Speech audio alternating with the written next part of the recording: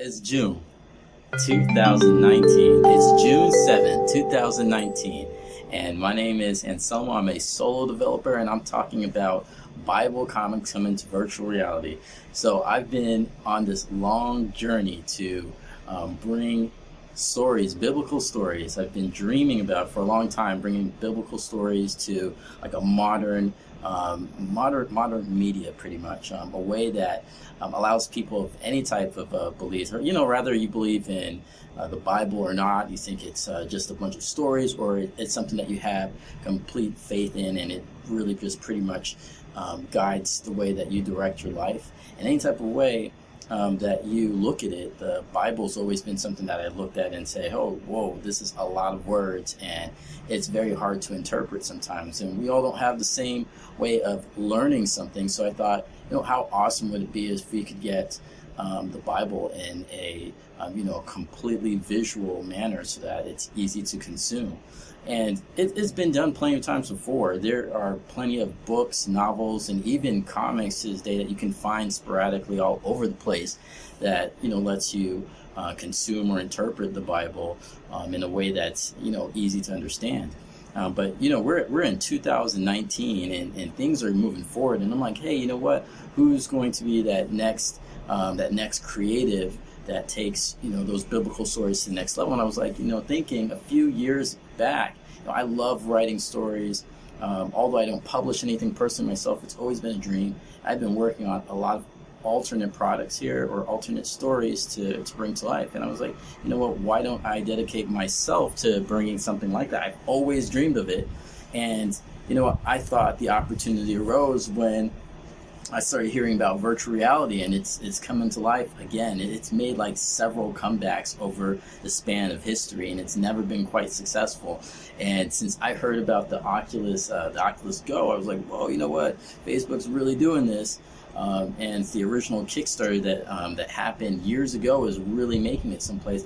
I had to buy myself one. So I bought myself one. I put this bad baby on. I was like, you know what? I'm ready to go. Stuff works good with glasses. And that's one thing I was always worried about. Hey, is this going to work with my glasses? I don't have 20/20 vision.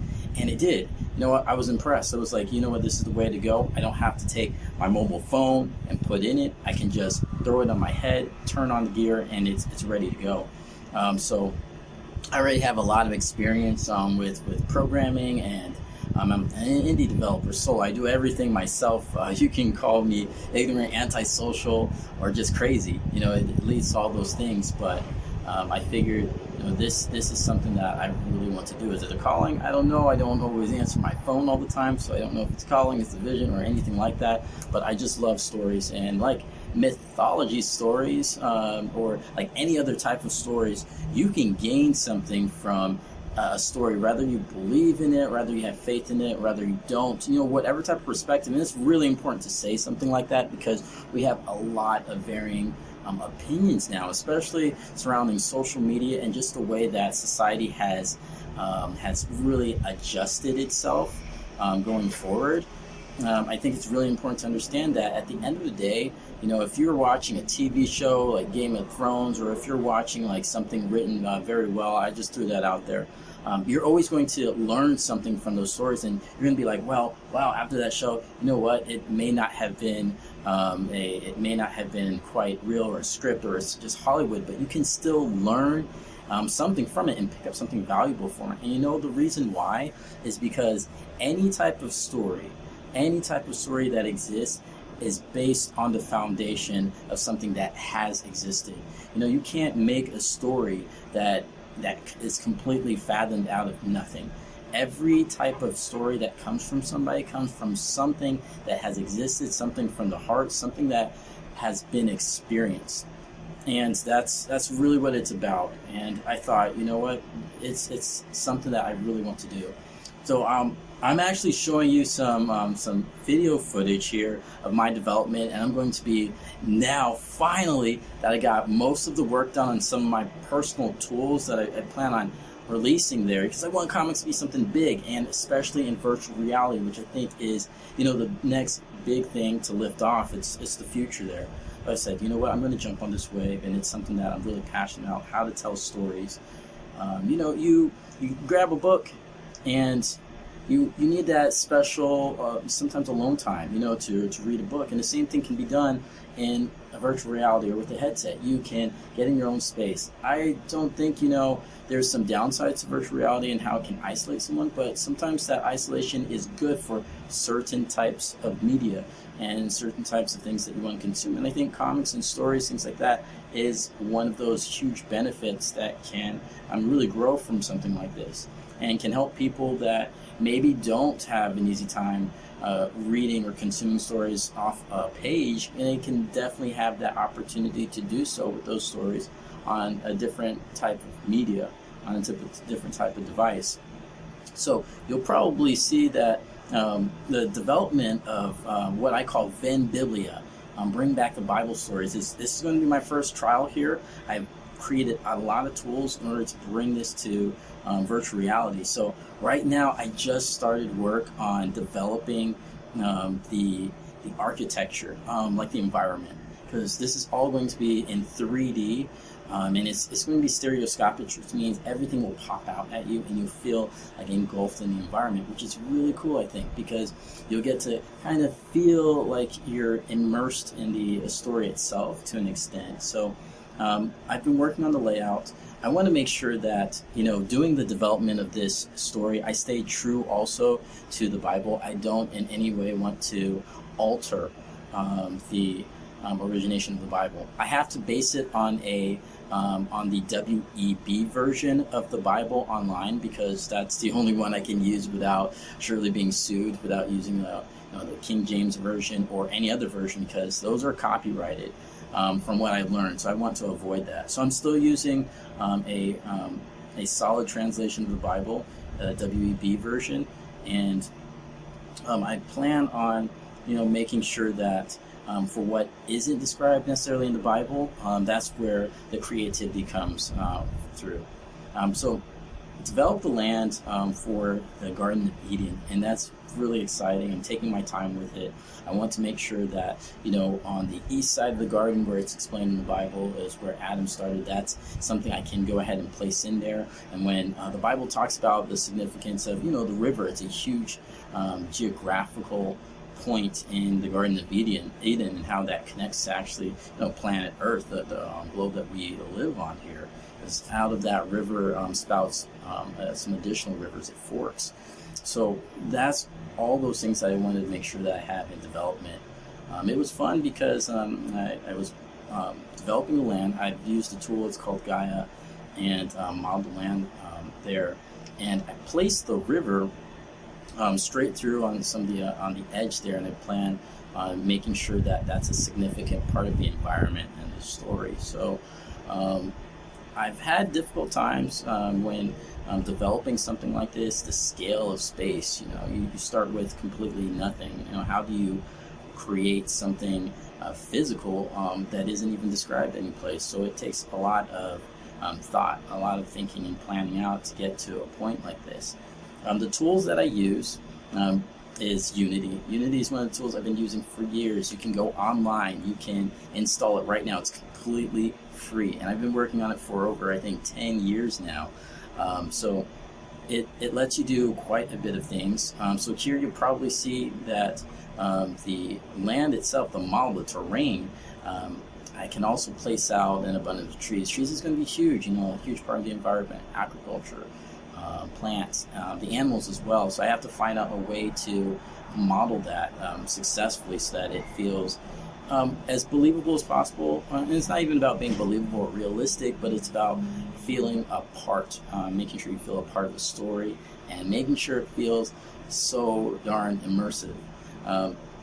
So as well as that, I got the characters. Oh man, I've been working on character art for a long time. As a solo developer, it's hard to say, hey, you know what, I'm going to do the programming, I'm going to do the directing, I'm going to do the art, I'm going to do the environmental arts, the audio, and all of that, the writing. It's a lot of work. So over the course of many years, I've made some large sacrifices, even in my personal job, to ensure that, how am I going to make this happen, the vision that I have here for it. So I found some awesome tools that helped me derive characters, and it took a lot of learning. So I've created, well, I didn't create Adam and Eve, but I surely did in the developmental process. So I plan on taking this a slightly different approach as well, because I want to push the creative bounds. So one of the largest things that I was really scared about is, the misnomer, the controversy of race. Race is such a big topic, and even now in 2019, it's still growing. And you think something like that would have been overcome by a point in time in our lives, but it's not. And it's probably something that's going to trend for many years to come. So, I like to push the boundaries, and I'm a very open-minded thinker. So I was like, well, you know what? I just don't want to make everyone white. And that's what I grew up thinking, and that's what I grew up a part of, all of those biblical stories, and that's just the way things were, growing up. Every particular character was definitely associated with usually a white individual, and I wanted to say, well, you know what, as far as the Bible is concerned, was that really a pivotal point in any part of the Bible, or was it definitely focused on? No, not really, not at all. So does race necessarily matter, or does that pull away from some of the larger aspects or the meanings of the Bible? So I decided to start mixing up the cultures, and I said, hey, you know what, I'm going to make Eve on the darker side of the spectrum. Who knows, maybe she was Black, African American, Hawaiian, who knows. It doesn't matter, I don't think. And I wanted to make sure that I portray that, make sure I portray this in an open way. So these stories don't necessarily say, hey, this was geared toward one particular type of person or culture. I want to make sure that everyone's included a part of it. So it's really fun. I got my tool involved in it. My tool is definitely going to drive the narrative. So the 3D space that everything's going to happen in, you're going to see comic bubbles pop out and lots of things happen. And it was very important that I have things go back and forth. So I'm still just starting the development of the actual Bible story, which starts in Genesis. But the tools themselves have been worked on for a very long time. So you can go backwards, forwards, you can move through the story in your own pace. And that was very important. The Oculus Go, which you can get online as an advertisement, it runs about $200, which is pretty great if you ask me, for something that's completely separated from a phone and doesn't require a computer. Pay $200, you can get it at Walmart, Best Buy, anything like that. They got the Oculus Quest, which is the next model above, which does some incredible things. And just make sure that you can move back to what I was saying, move back and forward through the story with just a button, just like you have the page of a comic. I need to make sure that that's emphasized there in the story, because you can watch a movie or you can participate in a narrative where you have that control. When you're reading a comic, you're turning the pages, things like that. You can stop, you can pause, you can kind of digest what you just read. And that's what the difference is between a virtual comic and maybe like a virtual story experience or a virtual movie. And that's also what's the challenge. How do I replicate that type of feeling from paper comics into virtual reality? And I don't just want to slap a piece of paper in a 3D environment and say, hey, read this. This is a comic. It's in virtual reality. I want to make sure that the entire experience is adapted to virtual reality and moving the medium forward. And it's something that I'm going to work on developing more and more and improving. So that was very important. That's what my tool allows me to do. So this journey has been something that I love.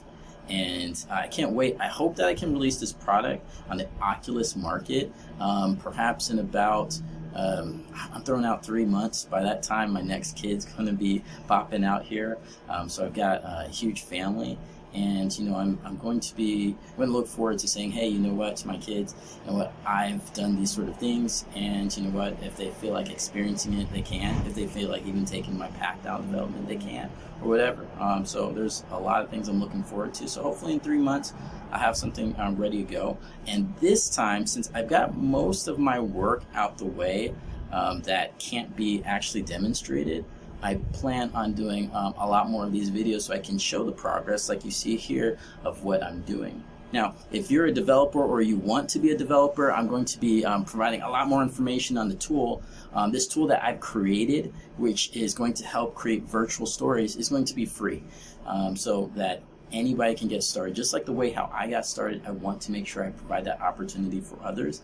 And heck, I hope to help, kind of push forward the development of other stories in virtual reality. I think that's really awesome and really great. I don't know what else to talk about. I have a lot actually to talk about, but right now I just sat down. I said, hey, let me do this video. It's Sunday. I want to start talking about this project. So I got that out there. In addition to that, that's about it. My name is Anselmo, by the way. Professionally, I like to go by Jarvis, but I don't even think that's going to hold up with my kids now because I'm a DAD, so dad, so I don't know. But Story Lucent is the name of my independent company, and I plan on doing a lot of stories. VennBiblia is one of them, and I've got a lot of other stories that I'd like to share in the form of virtual reality media. I hope that if you're someone that says, hey, this is really cool what you're doing, but I'm not into virtual reality or I don't have a headset, I highly recommend you, go out and buy one. If you have some, spare cash or anything like that, treat yourself to one. It's a really awesome experience for what it's worth. If you cannot possibly do that, I'm going to see what I can do about delivering these stories on other forms of media, maybe straight in the form of apps or computers or anything like that. So if you're really curious or really interested to experience what I'm working on and you want to keep track of it, you can definitely go ahead and do that. That's it. Thanks again for keeping up to date, and I look forward to sharing more. My name is Jarvis. It is July 7th, 2019, and I'm out of here. All right, bye.